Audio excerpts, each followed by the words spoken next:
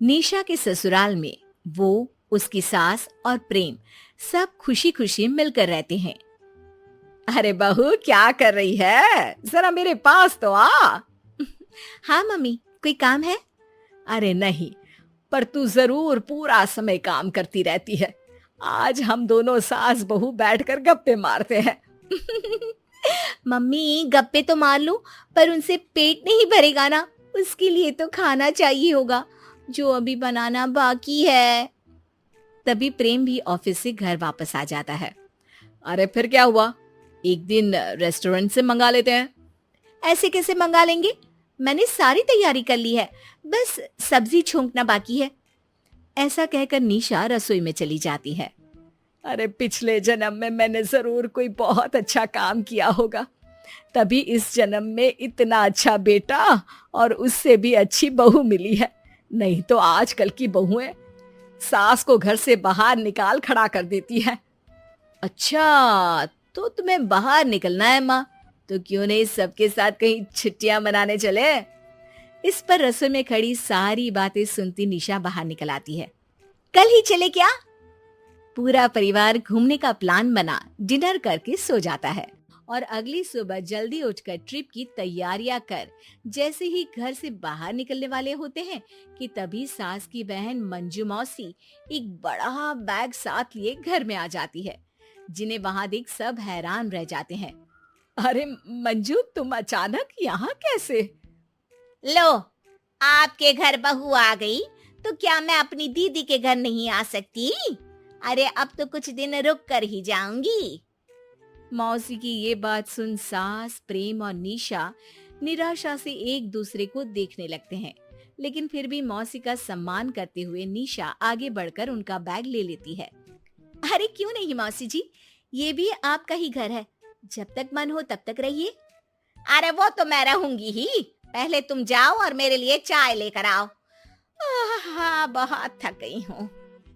मौसी की बात पर निशा रसोई में और प्रेम सारा सामान ले घर में वापस चला जाता है। वहीं दोनों बहनें बातें करने लगती है। अरे दीदी, तुमने ना अपनी बहू को कुछ ज्यादा ही छूट दे रखी है। देख मंजू, मेरी बहू जिस लायक है उसे वही मिला है। तुम अपना बताओ, घर में सब कैसे हैं? इस तरह दिन बीतते जाते हैं। मौसी पूरा दिन निशा से कोई ना कोई काम कराते हुए साथ साथ उसमें नुक्स भी निकालती रहती है।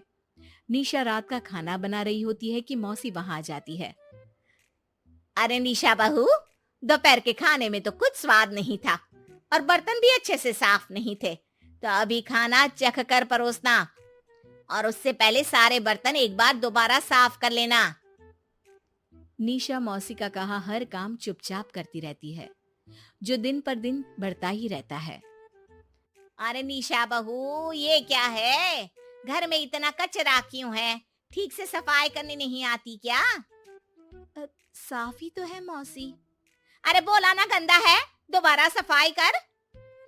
निशा दोबारा पूरे घर की सफाई करने लगती है। इस बीच वो खाना भी बनाती है और मौसी जी की फरमाइशों को भी पूरा करती है। इसी तरह कुछ समय बीत जाता है। एक दिन निशा की तबीयत खराब हो जाती है, जिसे देख सास और प्रेम उसके पास आते हैं। ये सब मौसी जी की वजह से हुआ है। उनके दिन रात ना खत्म होने वाले हुक्म मेरी बीवी को खत्म कर देंगे। अरे सही बोल रहा है, कुछ दिनों के लिए आई थी और यहीं बस गई है। अब सीधा सीधा जाने के लिए तो बोल नहीं सकते ना। अगर ऐसी बात है तो मेरे पास इसका एक इलाज है। निशा उन दोनों को अपना आइडिया बताती है और अगली सुबह से वो उसके एग्जीक्यूशन में लग जाते हैं, जिसमें निशा जानबूझकर सीढ़ियों से गिर जाती है। आय आय आह, मर गई मैं, कोई मुझे उठाओ। निशा की आवाज सुनकर पूरा परिवार वहां आ जाता है। हाय राम, ये क्या हो गया? प्रेम, बहू को कमरे में लेकर चल। प्रेम निशा को गोद में उठाकर कमरे में ले जाता है।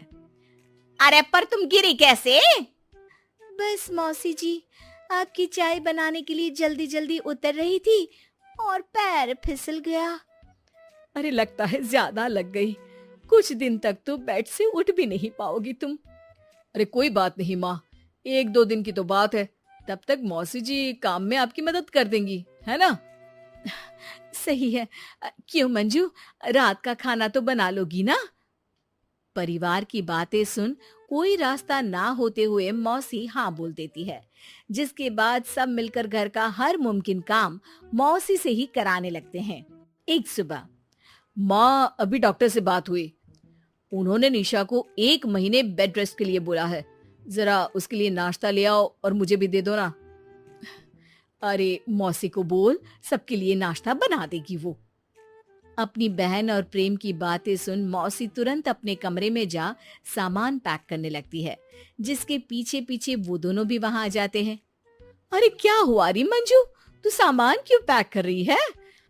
अब मुझे लगता है कि अब मुझे घर चलना चाहिए। बहुत दिन हो गए, अपना घर भी तो देखना है ना। हाँ। अरे पर मौसी जी, आप तो कुछ समय रहने आई थी, इतनी जल्दी जा रही हो आप? हाँ बेटे, तुम्हारे मौसा जी की तबीयत भी थोड़ी ठीक नहीं। चलती हूँ हाँ मैं। ये कहकर मौसी अपना सामान साथ लेकर जल्दी जल्दी घर से बाहर निकल जाती है। मेरी बहन हुक्म चलाने वाली कामचोर थी, है और रहेगी। तो फिर चली ट्रिप पर? बिल्कुल, अभी के अभी।